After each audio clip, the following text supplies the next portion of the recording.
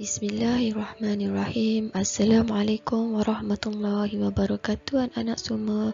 Okay, hari ini kita akan sambung tajuk seterusnya, surah tahun 3, iaitu tentangan kafir Quraisy terhadap dakwah Nabi Muhammad SAW. Okay, sebelum ni kita dah belajar dah macam mana Nabi Muhammad SAW berdakwah secara rahsia, lepas tu dakwah secara terbuka. Disebabkan oleh dakwah secara terbuka ni lah menyebabkan ramai orang telah memeluk agama Islam, dan ini menyebabkan mendapat tentangan yang hebat daripada orang kafir Quraisy terhadap dakwah Rasulullah SAW.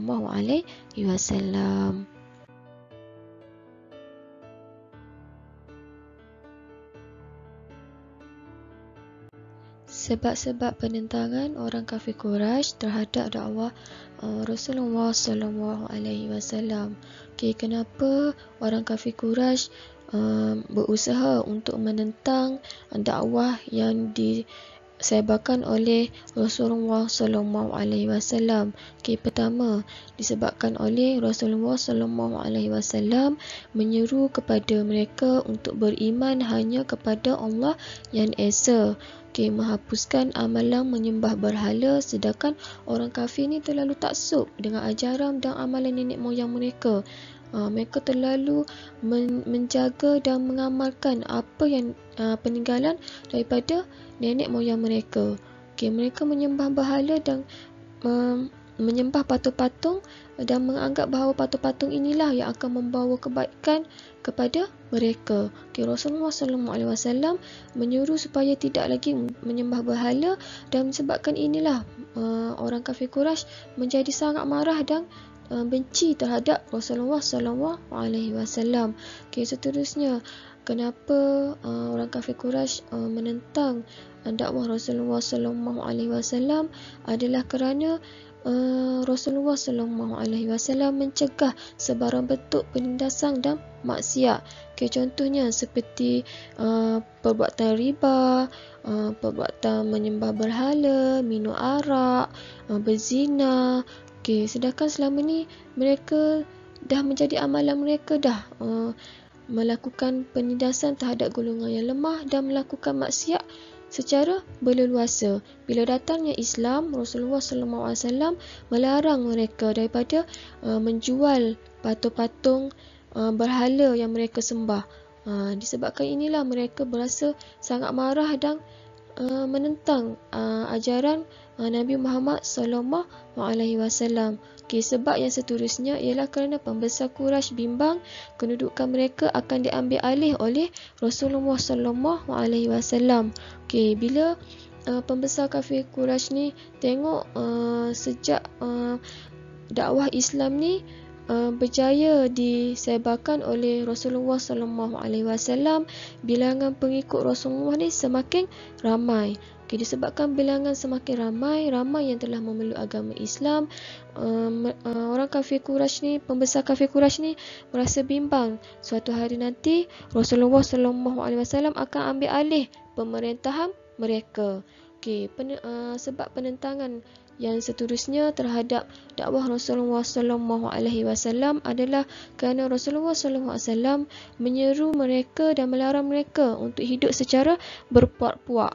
Okay, amalan orang kafir Quraisy ni dia hidup secara berpuak-puak. Okay, kalau yang kaya akan terus kaya dan yang miskin akan terus miskin, dan mereka yang kaya ni akan sentiasa menindas golongan-golongan yang miskin dan golongan-golongan yang lemah ni. Okay, amalan mereka ni lah Rasulullah larang untuk tidak meneruskan amalan mereka yang hidup secara berpuak-puak. Okay, disebabkan daripada larangan inilah menyebabkan orang kafir Quraisy berasa sangat marah dan menentang ajaran dakwah Nabi Muhammad SAW.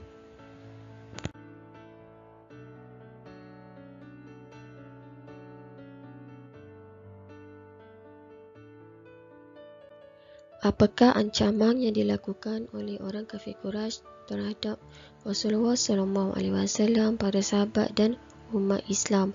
Okay, yang pertama, orang kafir Quraisy menghentikan semua urusan dengan Rasulullah SAW dan orang Islam.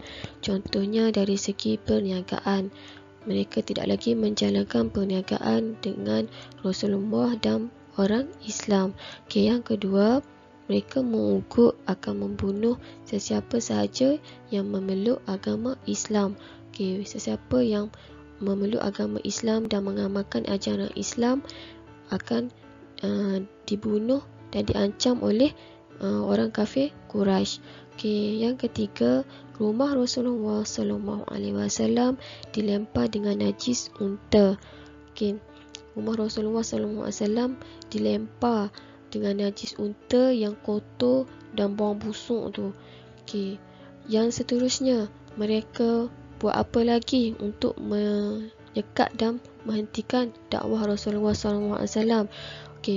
Mereka orang kafir Quraisy telah menyeksa para sahabat yang telah memeluk agama Islam. Contohnya Bilal bin Rabah, keluarga Yasir, dan mereka juga memulau keluarga Bani Hashim dan Bani Abdul Muttalib.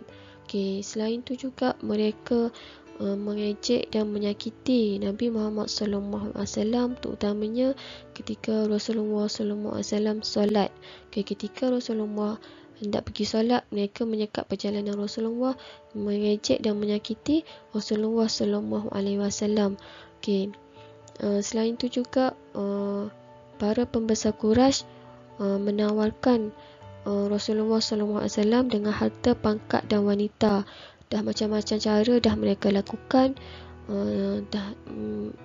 macam-macam ancaman yang mereka lakukan, tapi Rasulullah SAW tetap meneruskan dakwah dan ajaran Islam.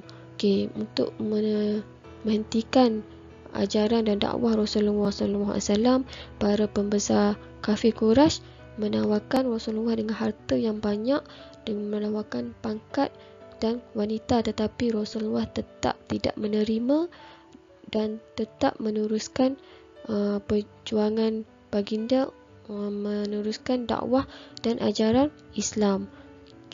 Rasulullah tidak sedikit pun iman Rasulullah SAW tergugat dengan tawaran yang ditawarkan oleh pembesar kafir Quraisy. Rasulullah tetap meneruskan dakwah Islam dan terus bersabar dengan ancaman dan macam-macam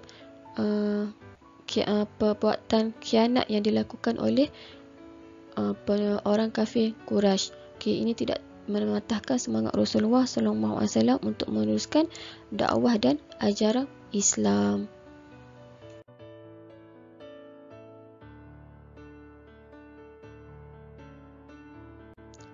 Okeylah anak-anak, sekian dulu untuk video kali ini, iaitu tentang tentangan orang kafir Quraisy terhadap dakwah Nabi Muhammad SAW. InsyaAllah kita akan berjumpa lagi di video yang akan datang. Terima kasih atas perhatian awak semua. InsyaAllah kita akan jumpa lagi pada video yang akan datang mengenai peristiwa hijrah ke Habsyah dan Yasrib. Terima kasih semua. Assalamualaikum warahmatullahi wabarakatuh.